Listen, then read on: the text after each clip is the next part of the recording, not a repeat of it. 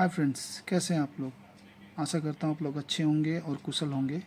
आज मैं आप लोगों के सामने WBCS प्रिलिमिनरी एग्ज़ाम 2019 के जीके का सेकंड पार्ट लेके आया हूँ। इससे पहला वाला वीडियो अगर आप लोगों ने नहीं देखा होगा तो मैं डिस्क्रिप्शन पर उसका लिंक दे दूँगा, आप लोग जाके वहाँ पर चेकआउट कर सकते हैं। तो चलिए शुरू करते हैं। तो पहला प्रश्न देखिए, the provision for separate electorate for Hindu and Muslim was made in. प्रश्न कहा गया है, हिंदू और मुसलमानों के लिए अलग से निर्वाचन की व्यवस्था की गई थी, तो वो किसके आधार पर की गई थी। तो देखिए, सन 1905 में लॉर्ड मिंटो को भारत का वायसराय नियुक्त किया गया था और कुछ दिनों के बाद ही जॉन मॉर्ले को भारत का सेक्रेटरी के रूप में नियुक्त किया गया था।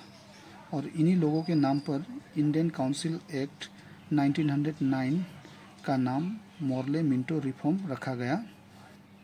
इस कानून का उद्देश्य था केंद्रीय और प्रांतीय प्रशासन में भारतीयों की सीमित भागीदारी में वृद्धि करना था।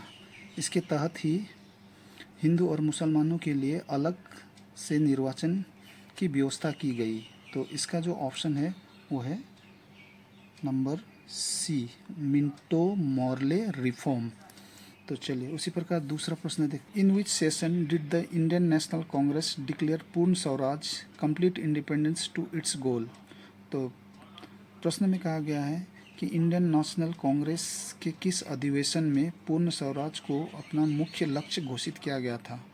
तो देखिए, 31 दिसंबर 1929 को इंडियन नेशनल कांग्रेस के वार्षिक अधिवेशन, जो कि उस समय के पंजाब की राजधानी लाहौर में हुई थी, इस ऐतिहासिक अधिवेशन में पूर्ण स्वराज को मुख्य लक्ष्य घोषित किया गया था और इस अधिवेशन के अध्यक्ष थे जवाहरलाल नेहरू।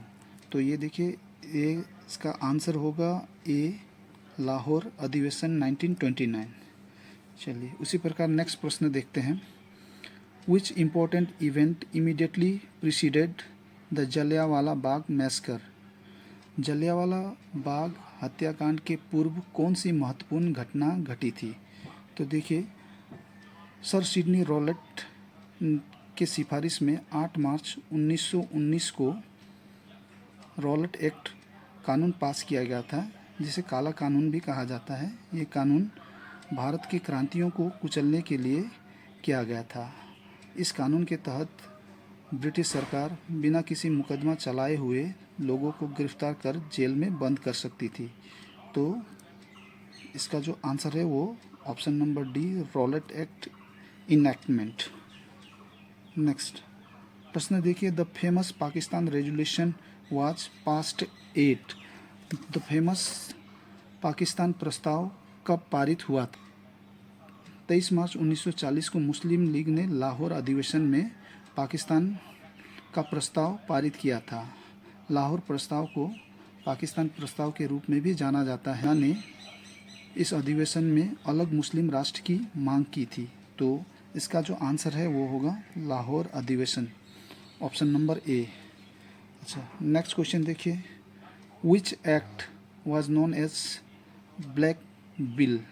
किस कानून को काला कानून कहा जाता है। तो ये हम लोग पहले डिस्कस कर चुके हैं। काला कानून किसे कहा जाता है, तो रॉलेट एक्ट को काला कानून कहा जाता है। यह नाम काला कानून जो नाम है ब्लैक बिल, ये महात्मा गांधी ने दिए थे। तो इसका आंसर होगा ए। तो उसी प्रकार अगला प्रश्न देखते हैं, who once remarked Nehru is a patriot while Jinnah is a politician.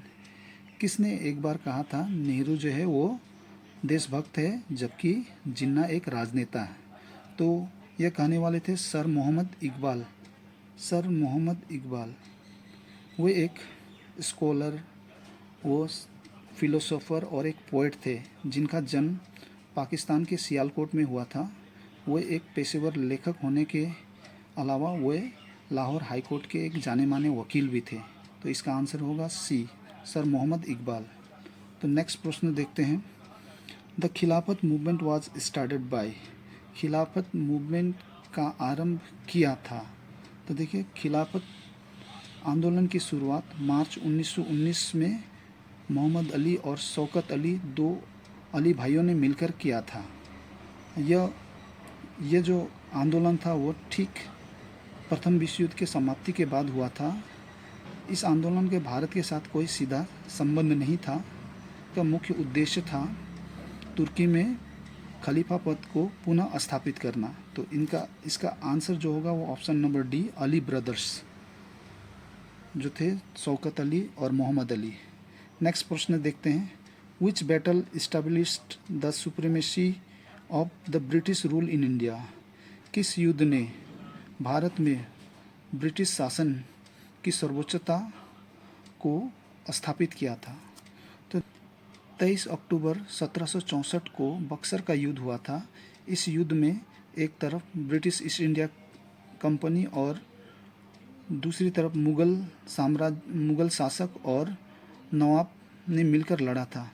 इस युद्ध में ईस्ट इंडिया कंपनी की जीत हुई थी और मुगलों और नवाबों के हार से ही भारत में अंग्रेज़ों ने पूरी तरह से सर्वोच्चता हासिल की थी। तो इसका जो आंसर होगा वो बैटल ऑफ बक्सर। नेक्स्ट देखते हैं। 6 अप्रैल 1930 is well known in the history of India because this that is associated with. 6 अप्रैल 1930 भारत के इतिहास में अच्छी तरह से जाना जाता है क्योंकि यह दिन जो है संबंधित है। तो देखिए, नमक यात्रा या दांडी मार्च 12 मार्च 1930 को शुरू हुआ था। यह महात्मा गांधी के नेतृत्व में 24 दिनों का अहिंसा पूर्वक मार्च था। यह आंदोलन गांधी जी ने अहमदाबाद के साबरमती आश्रम से लेकर समुद्र तट के निकट स्थित दांडी नामक स्थान तक किया था, जिसकी दूरी 385 किलोमीटर या 240 मील थी। तो 6 अप्रैल 1930 को गांधी जी ने वहां पहुंचकर समुद्री जल से नमक बनाकर नमक कानून को तोड़ा था और इस यात्रा में लगभग 50,000 लोगों ने भाग लिया था। तो 6 अप्रैल 1930 जो है भारत के इतिहास में जाना जाता है। तो वो किस थे? वो प्रसिद्ध है दांडी मार्च, महात्मा गांधी के द्वारा किया गया दांडी मार्च के रूप में। अब नेक्स्ट प्रश्न देखते हैं। Which day was declared as the direct action day by the Muslim League? Muslim League ने किस दिन को डायरेक्ट एक्शन डे के रूप में घोषित किया था? 16 अगस्त 1946 को मुस्लिम लीग ने डायरेक्ट एक्शन डे के रूप में घोषित किया था और इसे द ग्रेट कोलकाता किलिंग भी कहा जाता है क्योंकि इसके कारण हिंदू और मुसलमानों में दंगा हो गया था और जिसमें 6,000 से ज़्यादा लोग मारे गए थे और 20,000 से अधिक लोग घायल हुए थे और 1 लाख से अधिक लोग बेघर हो गए थे। यह आंदोलन जो है, इसका मुख्य उद्देश्य था धर्म के आधार पर देश को विभाजित करने के लिए ब्रिटिश सरकार पर दबाव डालना। हाँ, जिसका परिणाम हिंदू और मुसलमानों के बीच व्यापक सांप्रदायिक दंगा हुआ। तो इसका आंसर जो आपका 16 अगस्त 1946